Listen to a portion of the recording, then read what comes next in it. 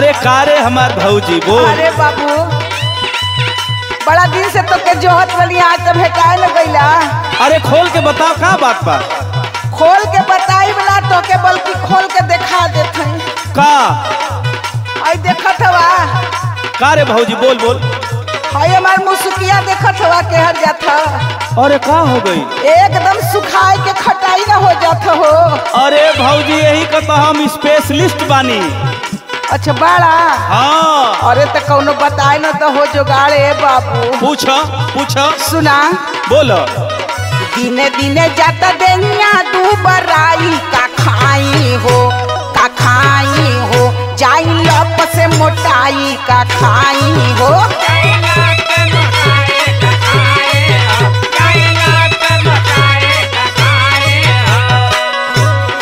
अच्छा तो भौजी है बात बा।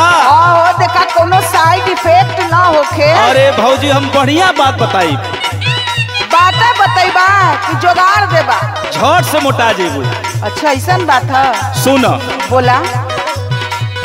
दूध के लायक में जलेबू तू खाई मोटाई हो मोटाई अच्छा? हो दहिया कप देना भौजी गोटाई हो।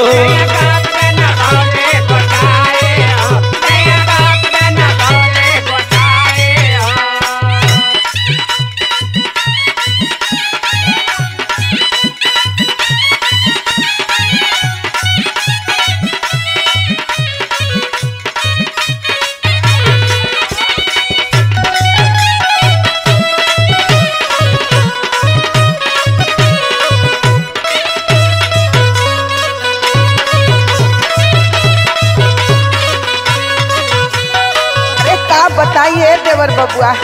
अरे बताओ रे भौजी। अरे रात भर करवट बदलीला खाली नींद ना लागेला टेंशन में। अरे तो हम दवाई बतावत बानी नू। अरे तो तू बतावत हवा कि दूध केला तो के फेंट के खाए कोई का? हाँ एक फेंट के खा चाहे काट के खा। अच्छा फायदा करी। फायदा करी। हाँ सुना बोला। आवे ना ओंघाई खाली देहिया दुखाला। अच्छा नीचे से ऊपर तक कहीं चला है। अरे दादा हो दादा तो हम बानी नू।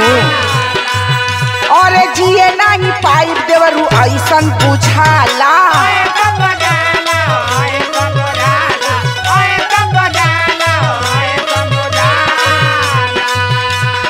आवे ना ओंघाई खाली देहिया दुखाला। जिए नहीं पाइप देवरू ऐसन बुझाला। हे बबुआ बोला भौजी। और सुना आवे न समझ का करी दवाई का खाई हो। आवे न समझ का करी दवाई का खाई हो जाई लप से मोटाई का खाई हो।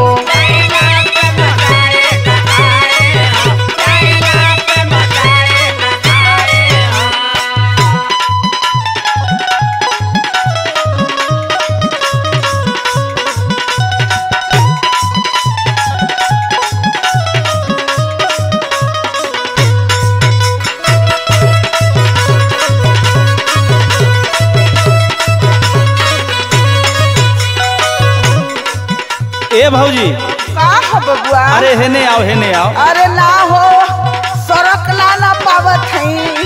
अरे भौजी हम आवतानी। अरे इतना कमजोरी आ गई है ना।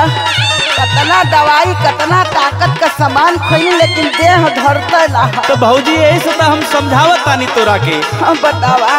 सुना दूसर की दवाई हम बताओ तानी कान खोल के सुन लो। वही चेकअप करा ले सुखंडी ना भइल है। अरे नहीं भौजी आई हमार दवाइया पहले कोयला फिर चेकअप हम करवा दे। अच्छा तो बतावा। सुनो बोला। टाइम से खाइल करा भौजी तू खाना। टाइम से खाइल करा। हाँ हो ये तो ना हो पावला। सब दुख दूर होई इतने तू जाना। साचो। हाँ हो भौजी। अच्छा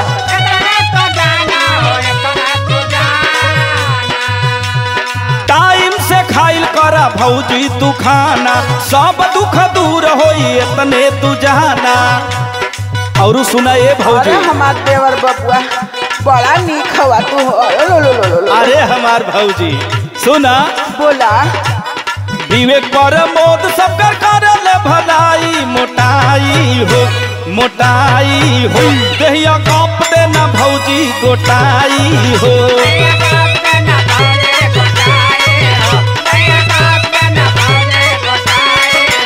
जाई लप से मोटाई का खाई हो देहिया कप देना भौजी गोटाई हो जाई लप से मोटाई का खाई हो देहिया कप देना भौजी गोटाई हो। और हमार टूटू बड़ा नीक नीक बात बतौला हो। अरे भौजी टाइम से खाइल कर तब मोटा जेबू तो कबो कबो आ जाल करा तो का जानी असर पड़ो। ठीक बा।